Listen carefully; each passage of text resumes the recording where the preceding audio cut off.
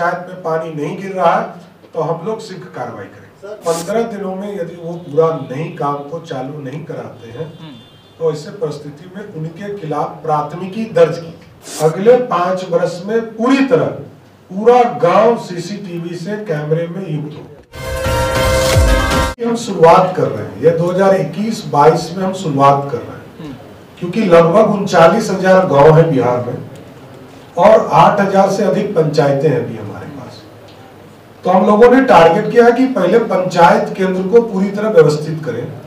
पंचायत सरकार भवन के लिए हमने अलग यूनिट्स खड़े किए हैं, लेकिन गांव, क्योंकि मूलतः जो बड़ा गांव होगा उसकी हम शुरुआत करेंगे सभी पंचायतों में, और ये हम जरूर आश्वस्त करेंगे, ये जो 5 वर्ष जो पंचायत प्रतिनिधि जीत कर आएंगे तो हमारी एक कल्पना है कि हम अगले 5 वर्ष में पूरी तरह पूरा गांव सीसीटीवी से कैमरे में युक्त हो। सर एक आखिरी सवाल, आपने कहा नल जल योजना के तहत जिस गांव में अगर देखा जाएगा कि नल से पानी नहीं गिरा उस प्रतिनिधि को चुनाव से वंचित होना पड़ेगा, उसकी मॉनिटरिंग कौन करेगा?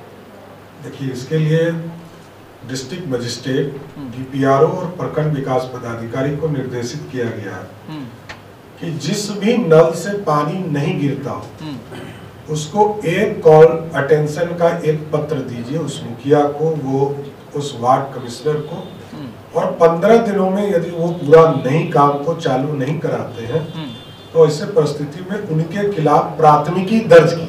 अच्छा। और प्राथमिकी दर्ज करने के बाद आप जानते हैं कार्रवाई दूसरी होती है। तो इसलिए बड़ा स्पष्ट है कि हम कार्रवाई करेंगे, उसमें कोई संकोच नहीं। बिहार के जनता को शुद्ध पेयजल मिले, ये पूरी कल्पना है सरकार की, इसमें कोई बर्बाद नहीं, कोई चिंता नहीं कर सकते हैं। कोई आदमी होगा, आप लोग भी यदि कॉल अटेंशन हम लोगों का करेंगे कि किसी पंचायत में पानी नहीं गिर रहा है तो हम लोग शीघ्र कार्रवाई करेंगे। लोकतंत्र की स्थापना में 1 घंटा भी विलंब नहीं करना चाहिए। ईवीएम से इस बार बिहार में चुनाव होने हैं, पंचायत के भी चुनाव पूरी तरह सेफली बिहार के लोग देखने का। लोकतंत्र की स्थापना में 1 घंटा भी विलंब नहीं करना चाहिए।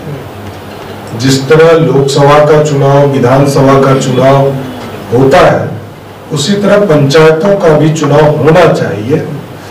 हम तो तैयार हैं, हम सारी व्यवस्था देते हैं, राज्य निर्वाचन आयोग इसको देखता है, क्योंकि ईवीएम से इस बार बिहार में चुनाव होने हैं। तो इसमें इलेक्शन कमीशन ऑफ इंडिया और उन दोनों की वार्ता चल रही है। जैसे क्लियरेंस होगी, हम पूरी तरह तैयार हैं। हम जिस तरह विधानसभा चुनाव कराकर पूरी सेफली आए हैं, हम उसी तरह पूरी व्यवस्था करेंगे कि पंचायत के भी चुनाव पूरी तरह सेफली बिहार के लोग देखने का काम करें। किस तरह की तैयारी सर आप लोगों की तरफ से है?